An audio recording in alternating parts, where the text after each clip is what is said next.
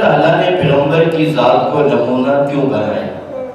اس کی وجہ یہ ہے کہ جتنے بھی انسان ہیں نا، انسان ہم سارے، ہمارے لیے نمونہ ہونا ضروری ہے، کسی چیز کا نمونہ ہونا ضروری ہے، وگرنہ ہم اس کے بغیر زندگی نہیں گزار سکتے۔ اکیلی کتاب ہمارے لیے کافی نہیں ہے۔ اگر اللہ چاہتے قرآن مجید بیت اللہ کی چھت پہ اتار دیتے، لو بھائی پڑھ لو اور زندگی گزارو اس کے مطابق، لیکن قرآن شریف کے ساتھ ساتھ صاحب قرآن کو بھی بھیجا۔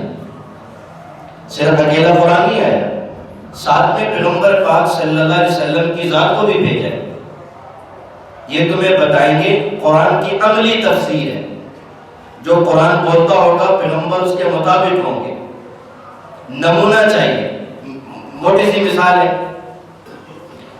مثال ہے، ایک کسی شخص نے MBBS کی ڈگری حاصل کر لی ہو، وہ ڈاکٹر بن گیا، MBBS کی ڈگری مل گئی اس کو، لیکن اس کے لیے قانوناً ہاؤس جاب لازم ہے۔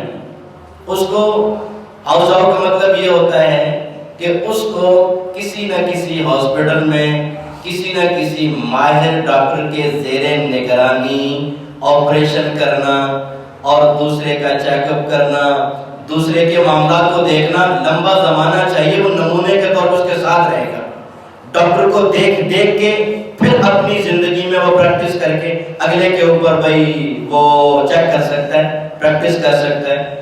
ایک دم اگر بغیر کسی پریکٹس کے ڈاکٹر جس کے پاس MBBS کی ڈگری ہے آ کے کلینک کھول لے تو وہ پتہ نہیں کتنے قبرستان آباد کر دے۔ کیوں؟ وہ نمونے کے اس کے سامنے جو صرف ڈگری کتاب ہے، نمونہ نہیں، اور نمونہ اس کے لیے ماہر ڈاکٹر ہے، اس کے ساتھ رہے، اس کو دیکھے اور پھر ایک وقت آ کے اس کو بھئی یہ کوالٹی حاصل ہو جاتی ہے کہ وہ دوسرے کے اوپر اپنا نسخہ آزما کر سکتا ہے۔ اور اگر ایسے نہیں کرے گا تو قبرستان آباد کر دے گا، اس کو پتہ ہی نہیں چلے گا۔ محض ڈگری سے حاصل نہیں ہو سکتا۔ ایک حکیم صاحب تھے، بڑے ماہر حکیم صاحب تھے، ایک قبرستان سے گزرے تو انہوں نے نا منہ پہ پردہ ڈال لیا، منہ کے اوپر پردہ ڈال لیا اور قبرستان سے گزر کے جا رہے ہیں۔ دوسرے نے پوچھا، حکیم صاحب کیا تمہیں مردوں سے شرم آتی ہے؟ قبرستان سے گزرتے ہو تو چہرے پہ پردہ ڈال لیتے ہو، کیا بات ہے؟ یوں پردہ کیوں کر کے گزرتے ہو؟ کہنے لگا جو حقیقت بات یہ ہے، یہ سارے میرے بھیجے ہوئے ہیں یہاں پہ، یہ سارے میرے ہی بھیجے ہوئے یہاں پہ۔ نیم حکیم خطرہ ہے جان۔ بھائی ابھی اس کے نمونے کے طور پر کسی حکیم کے ساتھ، کسی ماہر کے ساتھ وقت نہیں گزرا تھا تو پورا قبرستان آباد کر دیے۔ ایسے ہی بھائی اگر دیکھیں نا، موٹی سی مثال ہے، کھانا جب آپ نے پڑھ لیے جی قورمے کے طریقے یہ ہیں اور آپ بنانا چاہو گے پتہ نہیں کیا کچھ بنا دو گے، بھائی ساتھ میں وہ موجود ہونا چاہیے جو ماہر ہوگا، جو آپ کی صرف کتاب سے نہیں وہ عملی طور پہ نمونے کے طور پہ آپ کی رہنمائی کرے گا۔ تنہا کتاب سے بات نہیں بنتی تھی، اللہ کتاب اتار دیتے، بھائی یہاں سے کتاب بیت اللہ سے لے جاؤ، پڑھو، پہلا سپارہ، دوسرا، تیسرا، چوتھا، پانچواں، 30 سپارے پڑھو، نمونہ تو ہمارے سامنے ہے ہی نہیں۔ اس لیے اللہ تعالیٰ نے پاک پیغمبر صلی اللہ علیہ وسلم کی ذات کو نمونہ بنا کر بھیجا ہے۔ یہ قرآن بھی ہے اور ساتھ میں صاحب قرآن بھی ہے۔ یہ قرآن اور اس کی تفسیر پیغمبر کی ذات ہے۔ اب تم پیغمبر کی ذات کو دیکھ کر اپنی زندگی کا رخ درست کرو۔ اور بھائی نبی پاک صلی اللہ علیہ وسلم کی ذات ساری دنیا کے سارے انسانوں کے لیے اور دنیا کے ہر شعبہ اور دنیا کے ہر ڈپارٹمنٹ کے لیے نمونہ ہے۔ دنیا کے ہر شعبے میں زندگی گزارنے کے لیے پیغمبر کی ذات نمونہ ہے، آئیڈیل ہے پیغمبر کی ذات۔ بھائی ہم کتنے لوگ ہیں بھائی، اگر آپ باپ بنتے ہو تو پیغمبر باپ بنیں گے فاطمہ کے، پیغمبر باپ بنیں گے رقیہ کے، پیغمبر کی ذات باپ کی صورت میں نمونہ ہے، ام کلثوم کے بابا بنیں گے، طیب طاہر قاسم کے بابا بنیں گے۔ اگر آپ باپ ہو تو پیغمبر کی زندگی بطور نمونہ کے پڑھو کہ پیغمبر نے بیٹی کے ساتھ پیار کیسے کیا ہے، پیغمبر نے اولاد کو کیا حقوق دینے کا حکم فرمایا ہے، پیغمبر کی ذات نمونہ ہے نا بھائی۔ نمبر 2، اگر آپ شوہر ہیں پیغمبر کی زندگی پڑھو، پیغمبر پاک علیہ السلام حضرت عائشہ کے شوہر بنیں گے، پیغمبر حضرت حفصہ کے شوہر بنیں گے، پیغمبر حضرت خدیجہ کے شوہر بنیں گے، پیغمبر حضرت سودا کے شوہر بنے اور دیگر ازواج کے شوہر بنے۔ پیغمبر کی ذات نمونے کے طور پر شوہر کے لیے موجود ہے۔ بھائی اگر آپ کسی ریاست کے حاکم ہیں، آپ کسی ریاست کے حاکم ہیں تو آپ کو پیغمبر کی زندگی نمونے کے طور پر ریاست مدینہ کی صورت میں نظر آئی۔